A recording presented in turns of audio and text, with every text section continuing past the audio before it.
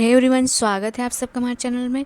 तो आज हम उत्तर प्रदेश शिक्षक पात्रता परीक्षा 2013 का प्रथम प्रश्न पत्र कक्षा 1 से 5 तक के लिए क्वेश्चन लेकर आए हैं जो बाल विकास एवं शिक्षण विधि से हैं। चलिए इसका पहला क्वेश्चन देख लेते हैं।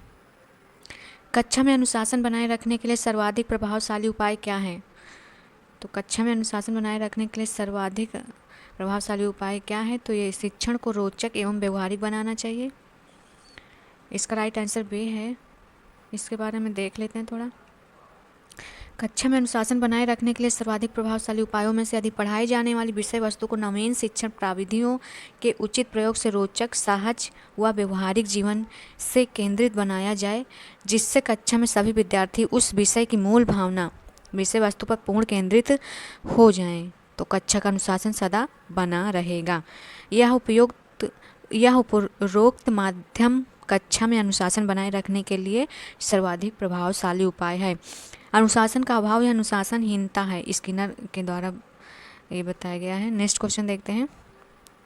शैशवावस्था में बच्चों के क्रियाकलाप होते हैं, तो ये क्रियाकलाप कैसे होते हैं? तो मूल प्रवृत्त्यात्मक होते हैं। ऑप्शन नंबर ए इसका राइट आंसर है। शैशवावस्था में शिशु अपनी मूल प्रकृति के अनुसार व्यवहार करता है, जैसे भूख, गुस्सा आने पर रोकर या चिल्लाकर अपनी भावना प्रदर्शित करता है तथा प्रसन्नता होने पर हंसकर अपनी अभिव्यक्ति व्यक्त करता है। शैशवावस्था में बच्चों के सभी क्रियाकलाप मूल प्रवृत्त्यात्मक होते हैं। नेक्स्ट क्वेश्चन देखते हैं। जिन विद्यालयों में समेकित शिक्षा दी जाती है उसके शिक्षकों को किस क्षेत्र विशेष में प्रशिक्षित करना चाहिए? तो इसका जो right answer option number A है, विशेष आवश्यकता वाले बच्चों की पहचान और शिक्षण। समय की शिक्षा से तात्पर्य है विभिन्न अक्षमताओं वाले बच्चों को नियमित कक्षाओं में अन्य बिना किसी अक्षमताएं वाले बच्चों के साथ शामिल करने से है। इसलिए समय की शिक्षा में शिक्षण कार्य करने वाले शिक्षकों में विशेष आवश्यकता वाले बालकों तथा उनके लक्षणों को पहचानने की क्षमता होना अनिवार्य है, जिसके लिए उन्हें प्रशिक्षण भी प्रदान किया जाता है। नेक्स्ट क्वेश्चन देखते हैं। कक्षा में विद्यार्थियों को अधिगम के लिए प्रेरित करने हेतु किस युक्ति का अनुप्रयोग आप नहीं करते हैं? तो इसमें नहीं करते हैं उसको ऑप्शन नंबर इसका सी राइट आंसर हो जाएगा। इनकी अत्यधिक प्रशंसा नहीं करना चाहिए, नहीं तो उनमें अहंकार आ जाता है। अहंकार की भावना प्रादुर्भाव संचार हो सकता है, जिससे वह अधिगम के लिए प्रयास करना कम कर देते हैं या छोड़ देते हैं, जिससे नकारात्मक साबित हो सकता है। नेक्स्ट क्वेश्चन देखते हैं। बुद्धि एवं सृजनात्मकता में किस प्रकार का सह संबंध पाया गया है? तो इसका जो राइट आंसर है ऑप्शन नंबर ए है, धनात्मक। सृजनशीलता मौलिक उत्पाद के रूप में मानव मस्तिष्क को समझने, व्यक्त करने तथा सराहना करने की योग्यता व क्रिया है। सृजनशीलता के 4 मुख्य घटक हैं: प्रवाह, विविधता, मौलिकता, विस्तारण। बुद्धि व सृजनात्मकता 2 अलग अलग होने के बावजूद दोनों घटकों को धनात्मक संबंधों के द्वारा जोड़ा जाता है, क्योंकि बुद्धि लब्धि का स्तर उच्च होने पर सृजनात्मक भी उच्च होती है तथा बुद्धि लब्धि का स्तर कम होने पर सृजनात्मकता भी कम हो जाती है। नेक्स्ट क्वेश्चन देखते हैं। अपनी कक्षा के एक विद्यार्थी की प्रवृत्ति को यदि शिक्षक बदलना चाहता है तो उसे क्या करना चाहिए? उसके समूह के सभी सदस्यों की प्रवृत्ति बदलनी होगी। इसका सी आंसर राइट हो जाएगा। नेक्स्ट क्वेश्चन देखते हैं। विकास का वही संबंध परिपक्वता से है जो उद्दीपन का से है। तो इसका जो right answer option number B है, प्रतिक्रिया होगा। विकास की वही संबंध परिपक्वता से है जो उद्दीपन का प्रतिक्रिया से होता है। किसी विषय वस्तु के प्रति यदि शिक्षक शिक्षण प्रविधियों की सहायता से उद्दीपन करेगा तो बालक का मन मस्तिष्क उस विषय के प्रति प्रतिक्रिया अवश्य करेगा। विकास लंबवत सीधा न होकर वर्तुलाकार होता है। विकास परिवर्तन श्रृंखला की वह अवस्था जिसमें बालक भ्रूणावस्था से प्रौढ़ावस्था तक गुजरता है, ये मुनरो के द्वारा बताया गया है। नेक्स्ट क्वेश्चन देखते हैं। पियाजे मुख्यतः किस क्षेत्र में योगदान के लिए माने जाते हैं? तो पियाजे ज्ञानात्मक विकास के लिए जाने जाते हैं। स्विट्जरलैंड के हैं पियाजे।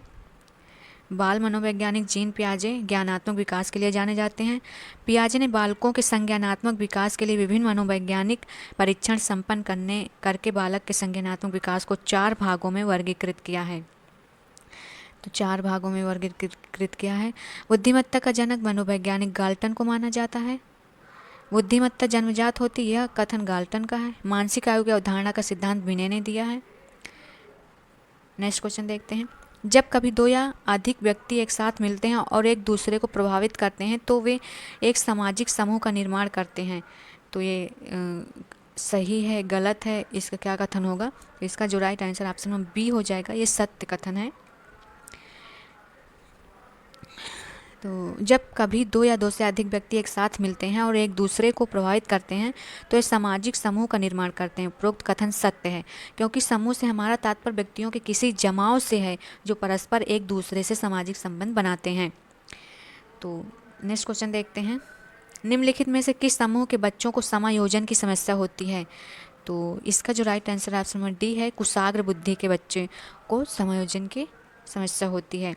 जिस प्रकार संसार की सब विभिन्न वस्तुओं से परिवर्तन होते रहते हैं, उसी प्रकार बच्चों में शारीरिक, मानसिक, संवेगात्मक परिवर्तन होते रहते हैं। कुशाग्र बुद्धि के बच्चों को समायोजन की समस्या होती है, क्योंकि कुशाग्र बुद्धि वाले बच्चों का शिक्षा का वही कार्यक्रम सफल सार्थक हो सकता है जिसका उद्देश्य उनकी विभिन्न योग्यताओं का अधिकतम विकास करना हो, जिसके कारण विद्यालयों में कुशाग्र बुद्धि वाले बच्चे प्रायः उन्हीं बच्चों के साथ समायोजित होना अधिक पसंद करते हैं जो बुद्धि स्तर पर उनके समकक्ष हो।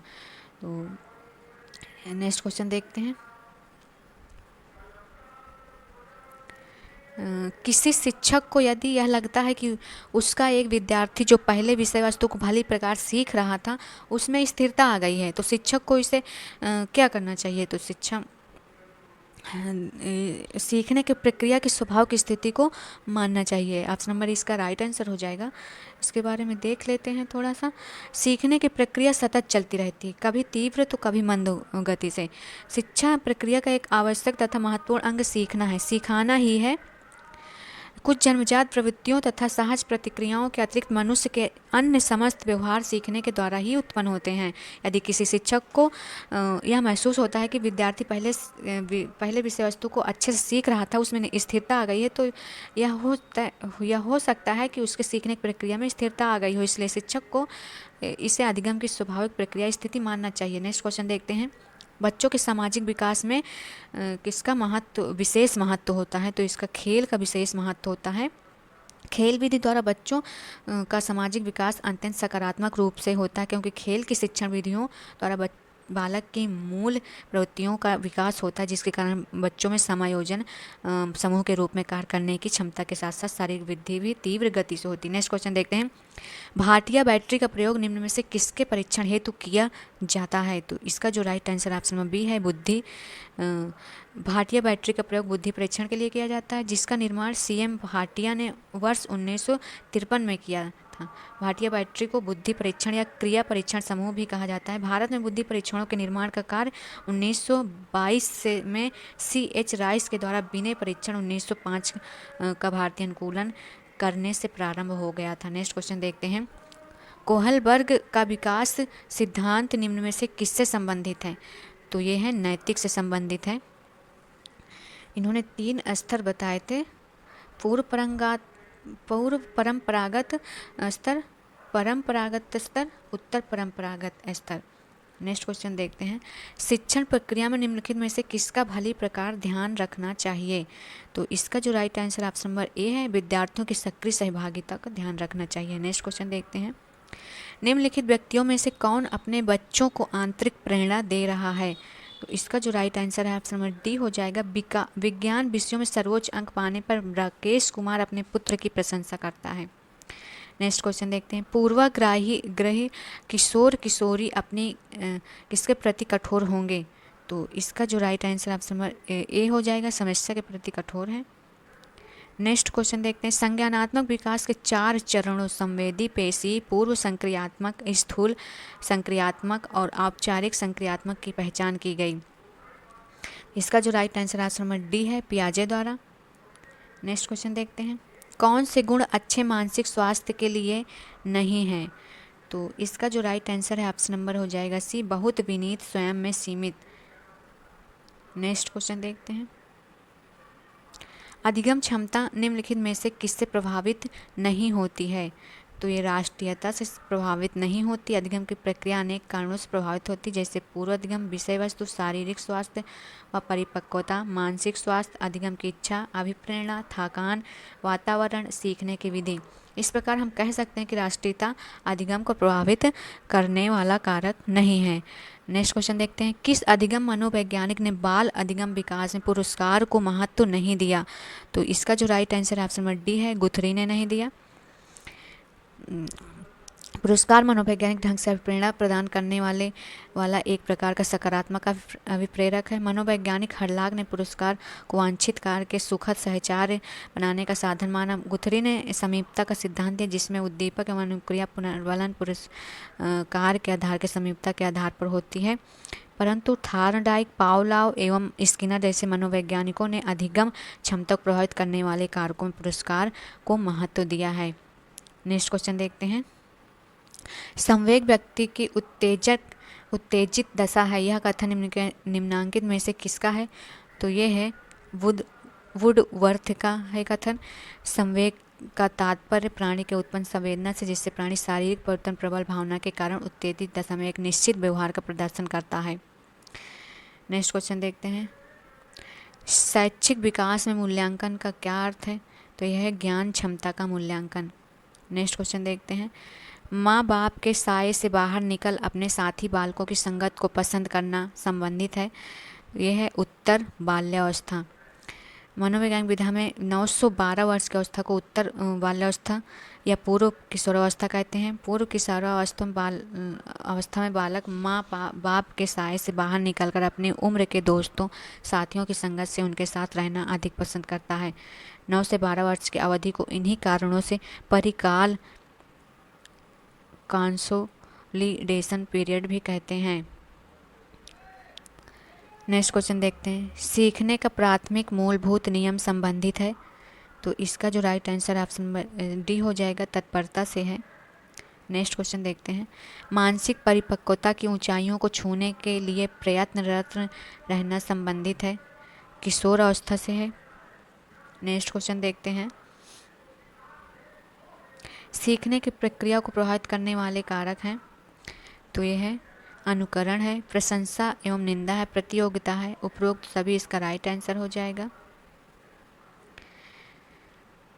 अधिगम की प्रक्रिया अनेक कारणों से प्रभावित होती है। पूर्व अधिगम, विषय वस्तु, सीखने की विधि, वातावरण, अधिगम की इच्छा, शारीरिक स्वास्थ्य व परिपक्वता, मानसिक स्वास्थ्य, थकान, अभिप्रेरणा, प्रशिक्षण एवं प्रशंसा एवं निंदा, दंड। उपरोक्त सभी कारक सीखने की प्रक्रिया को प्रभावित करते हैं।